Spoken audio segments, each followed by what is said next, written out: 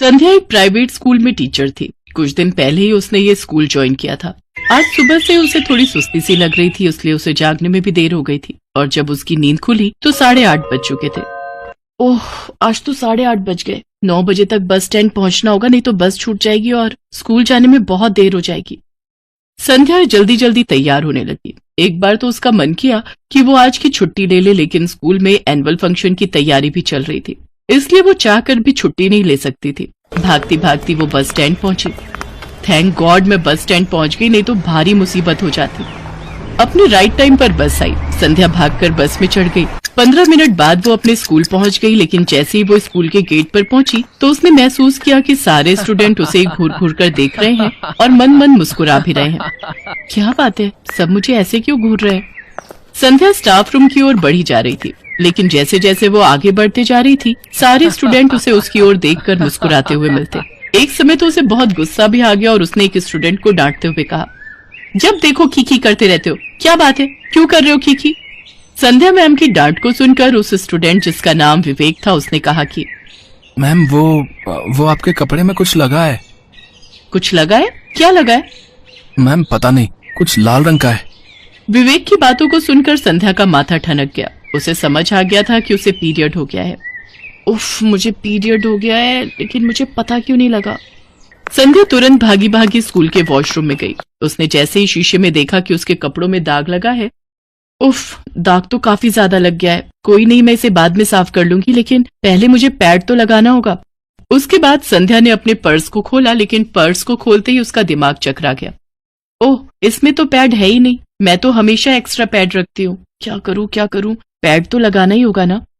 संध्या उसी हालत में बाहर निकली और स्टाफ रूम में गई। स्टाफ रूम में भी सभी उसे वैसे ही घूर कर देख रहे थे जैसे कि वहां कोई आसमान से उतरकर एलियन घुस आया हो। संध्या को ये देखकर बहुत बुरा लगा, लेकिन इन सब की परवाह किए बिना वो अपनी साथी टीचर रंजना के पास गई और उससे कहा कि रंजना मिस, वो देखिए ना, मुझे पता ही नहीं चला और मुझे पीरियड्स आ गए हैं और संयोग से मेरे बैग में एक्स्ट्रा पैड भी नहीं है। क्या आपके बैग में पैड पड़ा है? संध्या मिस, ये आप क्या कह रही हैं? क्या मतलब क्या कह रही हूँ? मैं पैड के बारे में पूछ रही हूँ। देखिए मैम, आप बेशर्म होंगी तो होंगी, मैं बेशर्म नहीं हूँ जो इस तरह की बात खुलेआम इस तरह स्टाफ रूम में करूं। रंजना की बातों को सुनकर संध्या उसे घूर कर देखने लगी। उसे समझ नहीं आ रहा था कि वो उसे क्या कहे और क्या न कहे। मर्द टीचर ने अगर ये बात कही होती तो संध्या उसका मुंह तोड़ जवाब देती, लेकिन रंजना मैम तो खुद एक औरत थी, पीरियड के बारे में अच्छे से समझती थी, फिर उनका व्यवहार ऐसा क्यों था? मैम, पीरियड के बारे में बात करना कब से बेशर्मी हो गई? ये तो एक नेचुरल क्रिया है, हर लड़की हर औरत को होता ही है। अरे, आप बात समझती क्यों नहीं? वो ये बातें कर ही रहे थे कि तभी स्कूल का चपरासी स्टाफ रूम में आया और उसने कहा, संध्या मैम, प्रिंसिपल सर आपको इसी समय बुला रहे हैं, बहुत अर्जेंट है। संध्या ने जब ये सुना तो उसके दिल की धड़कन बढ़ गई और वो सोचने लगी, क्या मुसीबत है, अब इसी हालत में प्रिंसिपल सर के पास भी जाना होगा। संध्या प्रिंसिपल सर के कमरे में गई। प्रिंसिपल साहब उस समय कंप्यूटर पर कोई काम कर रहे थे। उन्होंने संध्या मैम को इशारे से बैठने के लिए कहा। संध्या मैम सामने लगी कुर्सी पर बैठ गई। कुछ देर बाद, हाँ तो मैम, कैसी चल रही है एनुअल फंक्शन की तैयारी? जी ठीक चल रही है।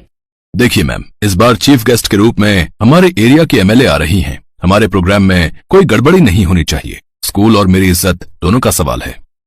सर टेंशन मत लीजिए, मैं बच्चों से अच्छे तरीके से तैयारी करवा रही हूँ, प्रोग्राम अच्छा होगा। प्रिंसिपल से इजाजत लेकर संध्या मैम फिर क्लासरूम की ओर जाने लगी, लेकिन तभी प्रिंसिपल सर की नजर संध्या के कपड़ों पर गई। संध्या के कपड़ों को देखकर प्रिंसिपल का मूड खराब हो गया। उसने कहा, संध्या मैम, ये क्या है? ये क्या लगा है आपके कपड़ों में? सर वो... संध्या ने प्रिंसिपल सर से बिना झिझके अपने पीरियड की बात कह दी, जिसे सुनकर प्रिंसिपल सर का बिहेवियर भी स्कूल के और टीचरों की तरह ही था। देखिए मैम, ये स्कूल है, कई सारे बच्चे पढ़ते हैं यहाँ, आपको इन सब चीजों का ध्यान रखना चाहिए। सोचिए, किसी ने इस हालत में आपको देख लिया तो उसके दिमाग पर क्या असर पड़ेगा? सर, ये आप क्या कह रहे हैं? इस पर अपना कोई कंट्रोल होता है क्या? ये तो एक नेचुरल चीज है जो होनी है। वैसे सर, बच्चों ने मुझे ऐसी हालत में देख लिया है। देखिए, ऐसा पहली बार हो रहा है, इसलिए मैं कोई कड़े स्टेप नहीं लूंगा, लेकिन आइंदा आप इस बात का ध्यान रखिएगा, नहीं तो आपकी नौकरी पर खतरा होगा। संध्या का मन तो कर रहा था कि वो खुद एक रेजिग्नेशन लेटर लिखे और प्रिंसिपल सर के मुंह पर मार दे और कहे कि आप जैसे बुद्धिहीन लोगों को कौन प्रिंसिपल बना देता है, लेकिन वो ऐसा नहीं कर सकती थी क्योंकि इस नौकरी की उसे बहुत ही ज्यादा जरूरत थी। बहरहाल वो खून का घूंट पीकर वहां से चली गई। कुछ दिन के बाद स्कूल में एनुअल फंक्शन था। उस फंक्शन की सारी जिम्मेदारी संध्या के कांधों पर ही थी। प्रोग्राम शुरू होने के कुछ देर पहले। संध्या मैम, सारी तैयारी हो गई है ना? एमएलए मैम बस कुछ देर में ही यहाँ पहुँचने वाली है। जी सर, बच्चों ने अच्छे से प्रैक्टिस की है। मैं दावे के साथ कह सकती हूँ हमारा प्रोग्राम जबरदस्त होगा। वे बातें कर ही रहे थे कि एमएलए मैम आ गई। प्रिंसिपल सर तुरंत उनके पास उन्हें रिसीव करने चले गए। थोड़ी देर बाद बच्चों का प्रोग्राम शुरू हो गया। सारे प्रोग्राम ठीक से हो रहे थे। बच्चों का डांस, नाटक और गाने के प्रोग्राम पर खूब तालियां बजी। एमएलए मैम भी इस प्रोग्राम को देखकर बहुत खुश थी। बहुत अच्छे तरीके से तैयार कराया है आपने ये प्रोग्राम। जी मैम, बच्चों ने काफी मेहनत की है। वे बातें कर ही रहे थे कि तभी लड़कियों के एक और डांस प्रोग्राम का अनाउंसमेंट हुआ। अब मंच पर 10वीं कक्षा की लड़कियां आप लोगों के सामने एक बहुत ही खूबसूरत क्लासिकल डांस पेश करने वाली हैं। आपसे गुजारिश है कि जोरदार तालियों से इन बच्चियों का स्वागत करें।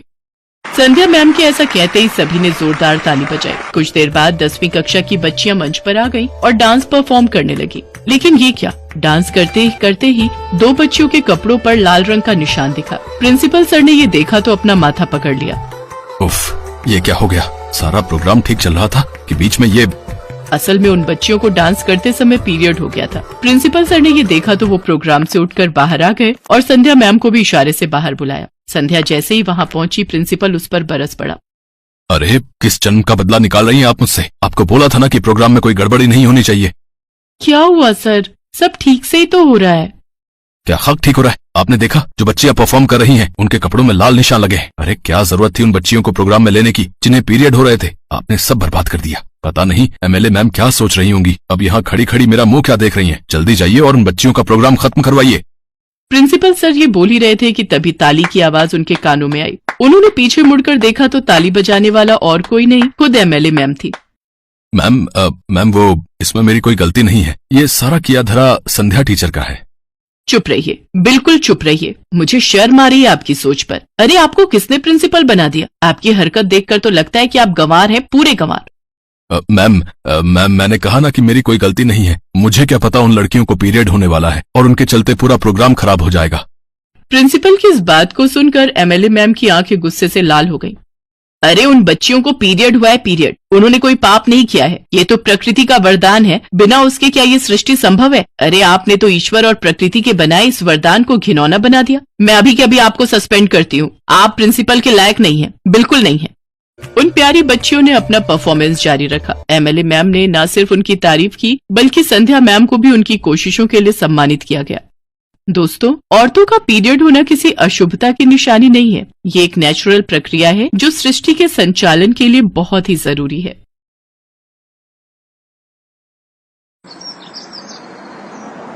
सपना का कॉलेज में पहला दिन था। उसे जिस बात का डर था वही हुआ। पूरा क्लासरूम सपना पर हंस रहा था। अरे सपना, जल्दी से वॉशरूम में जा, नहीं तो तू तो गई। अरे मैडम, ये क्लासरूम है, लड़के भी होते हैं, थोड़ा तो ध्यान रखना चाहिए। पूरी क्लास हंसी के ठहाके लगाने लगती है। तभी एक लड़का 2-3 लड़कों के साथ क्लासरूम में आता है। शर्म आनी चाहिए तुम सबको ऐसा मजाक करते हो, वो भी एक लड़की के साथ। अरे विनय, ये तो बस एक रैगिंग का पार्ट था। क्यों मजाक किरकिरा कर रहा है? जूनियर डर जाएंगे तेरा गुस्सा देखकर। रैगिंग इस तरह से, वो भी एक लड़की के साथ ऐसा मजाक करके? मुझे एक बार पता चल जाए ये टमाटो केचप किसने इसकी सीट पर गिराई, कॉलेज से बाहर न फेंकवा दिया तो मेरा नाम भी विनय सिंह नहीं। सपना रोती हुई वॉशरूम में अपनी ड्रेस साफ करने चली जाती है। विनय कॉलेज में सीनियर था और साथ ही साथ कॉलेज का प्रेसिडेंट भी था। उसके गुस्से से कॉलेज के सब बच्चे डरते थे। अगले दिन सपना विनय के पास जाती है। थैंक यू, आपने कल मेरी मदद की। इस कॉलेज में आपको कभी भी कोई परेशानी हो तो बेझिझक मुझे बताना। विनय और सपना शिमला में एक ही कॉलेज में पढ़ते थे। विनय सपना से सीनियर था। धीरे धीरे उनमें दोस्ती हो गई और वही दोस्ती प्यार में बदल गई। एक दिन, सपना, कल मेरा कॉलेज में आखिरी दिन है। इसके बाद मैं जयपुर वापस चला जाऊंगा और वहीं बड़े भैया के साथ काम संभालूंगा। मैं तुम्हारे बिना कैसे रहूंगी विनय? सपना, तुम कॉलेज पूरा कर लो, फोन पर हम बात कर लिया करेंगे। उसके बाद मैं घर में शादी के लिए बात कर लूंगा। विनय अपने भैया सूरज के साथ दुकान संभाल लेता है। सपना फाइनल ईयर में थी और कुछ ही हफ्तों में उसका कॉलेज कंप्लीट होने वाला था। एक दिन, सपना जल्दी चल, वो राधिका मैम की तबीयत कुछ ठीक नहीं है। उनके पेट में तेज दर्द उठ रहा है। क्या हुआ मैम, आपकी तबीयत तो ठीक है ना? कुछ नहीं सपना, वो कथक डांस कार्यक्रम के दिन नजदीक आ रहे हैं तो इन फर्स्ट ईयर की लड़कियों को ज्यादा प्रैक्टिस करवानी पड़ती है।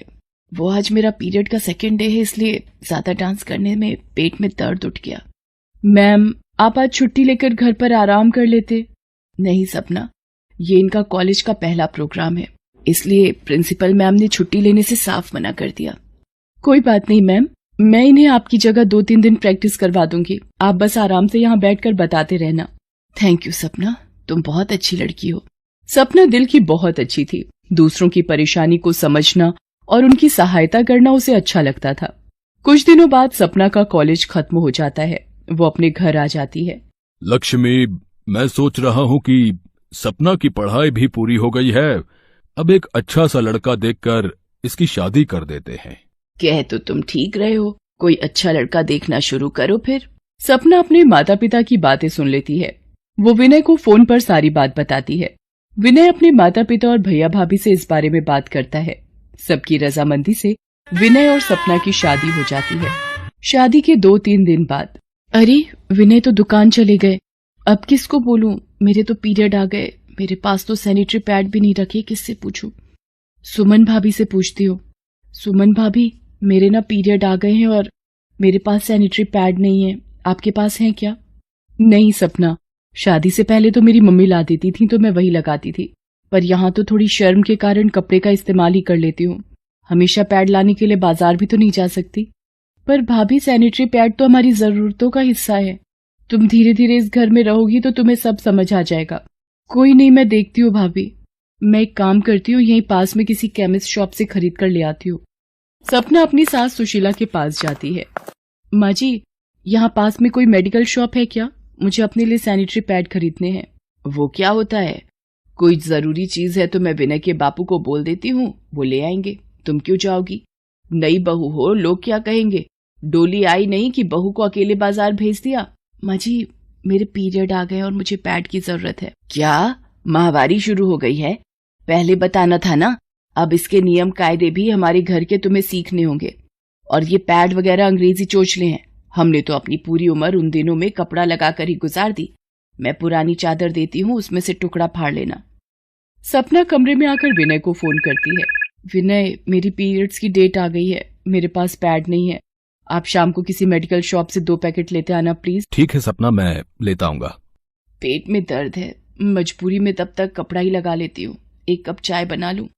हे राम, पूरी रसोई अपवित्र कर दी। बहू, तुम्हारा इन दिनों में रसोई में आना बंद है। तुमने अपनी माँ के घर में ये सब नहीं सीखा क्या? माहवारी के दिनों में तुम रसोई के काम, मंदिर में पूजा आदि कोई काम नहीं कर सकती। आई समझ में? पर माँ जी, मेरे मायके में मैंने कभी ये सब नहीं देखा या सुना। अब तुम अपनी ससुराल में हो बहू, तो अब से तुम्हें यहाँ के कायदे कानून ही मानने होंगे। चाहे तुम्हें सुमन बहू दे देगी। सुमन, जैसे तुम्हारे अलग बर्तन बने हुए हैं, वैसे ही सपना की थाली और कटोरी गिलास इन दिनों के लिए अलग कर दो। सपना अपने कमरे में आ जाती है। वो ये सब देखकर बहुत दुखी होती है कि आज भी लोग इतने रूढ़िवादी कैसे हो सकते हैं। शाम को विनय सपना के लिए सैनिटरी पैड ले आता है। वो उसे दिन की बात बताती है। सपना, मैं जानता हूं कि मां पुराने ख्यालों की है, इसलिए उन्हें थोड़ा वक्त दो। और मुझे पता है तुम अपने प्यार और विश्वास से एक दिन उनका दिल जीत लोगी। सुमन बहू, सपना बहू, दोनों इधर आओ। कल करीबी रिश्तेदार की शादी है, कार्ड आया हुआ है, हमें जाना है। सब लोग शादी में जाने की तैयारी करते हैं। सपना, क्या मैं अंदर आ सकती हूँ? जी भाभी, मैं बस तैयार हो रही थी। आप तैयार नहीं हुई? क्या हुआ? सपना, वो मैं पूछ रही थी, क्या एक सैनिटरी पैड मिल जाएगा? वो साड़ी हल्के रंग की है तो कपड़े में दिक्कत होगी, दाग ना लग जाए। जी भाभी, मेरी भी आज डेट हो गई, पहला दिन है मेरा भी। ये लो, आप ये 2 पैड लगा लो, फिर कोई दिक्कत नहीं होगी। सब लोग शादी में जाते हैं। अगले दिन सुबह, अरे मेरी मैया, बिल्कुल नहीं रुक रहा दर्द, बार बार बाथरूम भाग रही हूँ, कुछ करो, उल्टी दस्त ना रुक रहे मेरे तो। माँ, विनय डॉक्टर को लेने गया है, बस आता ही होगा। सुशीला, कितनी बार मना किया है तुम्हें? अब उम्र हो गई है, शादियों का खाना नहीं पचता हम बूढ़ों को। फिर भी तुमने रबड़ी जलेबी खा ली, अब परेशान हो रही हो। डॉक्टर, माँ को जरा देखिए क्या हो गया है। इन्हें किसी खाने की चीज से फूड पॉइजन हो गया है। ठीक होने में 3 से 4 दिन लगेंगे। मैं कुछ दवाइयां और पीने की टॉनिक दे रहा हूं, आराम आ जाएगा। बाकी पानी उबाल कर देना है। इन्हें पतली खिचड़ी, दलिया, सूप वगैरह ही सिर्फ खिलाना है। खान पान का बहुत ध्यान रखना है। आइए डॉक्टर, मैं आपको छोड़ देता हूं। माँ जी, मैं और सपना दोनों महीने से हैं, रसोई में कैसे जाएं? नहीं सुमन बहू, तुम दोनों बिल्कुल रसोई में नहीं जाओगी, ये पाप है। अब सूरज और विनय रसोई में चले तो गए, पर दोनों को क्या समझ रसोई में क्या करें। सपना ये सब देखकर गुस्से में थी। कहीं पानी उबाला तो गिर गया, कहीं दाल कच्ची रही, चावल और दाल का अंदाजा नहीं। घर के लोग तो बाहर से खाना मंगवा सकते थे, पर सुशीला के लिए तो बाहर का खाना जहर था। सुशीला को दवाई देने का वक्त हो रहा था, वो खाली पेट दवाई कैसे लेती। हार कर सपना का गुस्सा और बढ़ गया। वो रसोई में गई। प्लीज आप दोनों थोड़ी देर के लिए रसोई से बाहर चले जाएं। अरे मुझे ऐसे ही दवाई दे दो, मुझे खिचड़ी वगैरह मत दो, मेरे पेट में दर्द बढ़ रहा है। सुशीला को फिर एक उल्टी आती है। सुमन उसके पास जाती है। उधर क्या हाल कर दिया रसोई का। पहले पानी उबाल लेती हूँ, ठंडा हो जाएगा, फिर एक तरफ खिचड़ी रख दूंगी। थोड़ी देर बाद सपना सुशीला के लिए खिचड़ी लेकर जाती है और अपने हाथों से उबला पानी पिलाती है। ये तूने क्या किया बहू, सालों की परंपरा थी ये। माँ जी, मैं सिर्फ 2 शब्दों में ये बात कहूंगी, आप उसे जो भी समझें। मेरी सासू माँ की जिंदगी से बढ़कर इस वक्त मेरे लिए कोई धर्म नहीं था। आप हो तो हम हैं, ये परिवार है। आपकी जिंदगी बचाने के लिए यदि ये पाप मुझे करना पड़ा तो ऐसे 100 पाप मैं और करूंगी, और आपकी जिंदगी पर आंच भी नहीं आने दूंगी। आप मेरी माँ हो, हम सबकी माँ। ये सुनकर सुशीला ने सपना को गले से लगा लिया। फिर सुमन भी सपना के साथ सुशीला की देखभाल करने लगी। कुछ दिनों बाद सुशीला ठीक हो गई। अब वो समझ चुकी थी कि जमाना बदल रहा है, तो उसे भी जमाने के साथ कदम मिलाना है, और मुश्किल घड़ी में की गई मदद में तो भगवान भी साथ होते हैं।